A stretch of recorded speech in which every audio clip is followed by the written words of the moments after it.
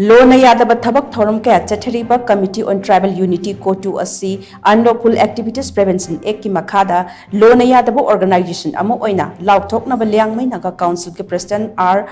MACHUNDOUBOU India ke President Draupadi Murmu Da Ayeeba Cherol Thaduna Takshinkhre President Draupadi Murmu Da Cherol Thaduna Hai Committee on Tribal Unity na lisang sitna Lona Yadaba Thabak Kaya Chathaduna Lakli Haukibo October Kumapanda Chief Minister Nong Thombam Biren amasung Cabinet Minister Singh Senapati District Pangthokpa Liangmai Phurupki Jagangi Kumhai Yauba Lakiba adugi matangda COTU gi General Secretary Laminlun Singh sitna Akanba wahi wata kaya fongdorakhi luchingba sing asna lakhiba adu kuki minority area singda namduna sangsinda bukhotnabani amadi liangmai phurupki miyoi singda achoba threat amani haiba wafam phawba thamlakhi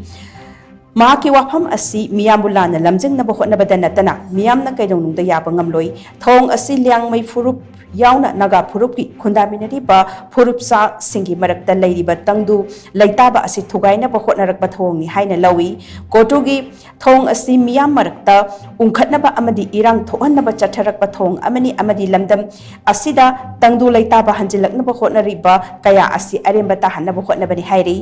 amaramda haukibo October 13 da COTUna sinduna Kangpoku district ki Gamgi Faida Chathakhiba protest amada militant element sing yaukhiba adu liangmai phurupki jagangi kumai pangthokpada apanba pinaba sinbani thong asna liangmai phurupki miyamda wakal nuai handaba khakta natana phurup asigi miyamgi culture rights sing adu mayak singna matle haina lawi masna phurup asigi nat amasung satnabi da chauna singnaba amo ohali haina su ai Cherol aduna mayak singna palle Liangmai Naga Singi Oinadi Kangpoku District asi ipa ipuna thampiramba homeland ni haina khanjaribani adubu COTUna district asigi achauba lamgi saruk ama claim tawrakpa asina Liangmai Naga phurupta nungnangba ama pokhalle COTU ge claim asi puwarida natraga nat amasung satnabigi marida base tawraga tawrakpa natte masidi narol da lokaina lamdam asta sangsilakhiba immigrant singna tawrakpani makoina narol da sangsilaklaga khunda laita sinbadagi lamdam masigi demographic imbalance thokalle masigi mathakta paktaknana umawwa mangkokchokchona popi thana ba hotnarakpa asina lamdam masida lezaramba mahausagi khal adu thugaire thong asina maram oiraga COTU asi Liangmai phurupki nat amasung satnabi khakta natana lamdam asigi oina khwaidigi chawba threat ama oirakle Amaramda amuk Liangmai phurupki miyamna Kangpoku district da political challenge kaya mayoknadana lakpasi kumjali sikma samapan humdra mari dagini district asigi manung chana leibe AC sing da kuki phurupki MLA singna mihut oiduna lakpana kuki singna khudong saba kaya phangduna lakli masina maram oiraga Liangmai miyamgi kholau sing asi ayamba matamda namthaduna lakli amadi khudong saba kaya phangba ngamdana leiri maram aduna mari leinaba singna laukhatpham thokpa action laukhatuna Liangmai phurupki phangpham thokpa hak sing adu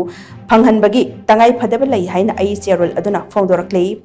pumnamak ase yenglaga Lona Yadaba thabak kaya chathaduna lamdam asigi tangdu leitaba thugainaba thengkhang kaya da honaduna lakliba dugumba COTU asi Government of India na Lona Yadaba organization amani haina laukthokpham thoki amadi makhoina chathariba thong sing asida chenaba khudingmak logi matung ina cherak phanganbiu lamdam asigi yellow phurup ama oina liangmai phurupna masagi saktam na chatnabi amadi puwari ngak senaba hotnajariba asida mateng pangbiu amadi Manipur asi mahausagum tangdu laitaba lamdam ama oihanbiu haina Liangmai Naga Council ke President R MACHUNDOUBOU na India ke President Draupadi Murmu represent ki Cherol Thaduna Takshinkhre hairi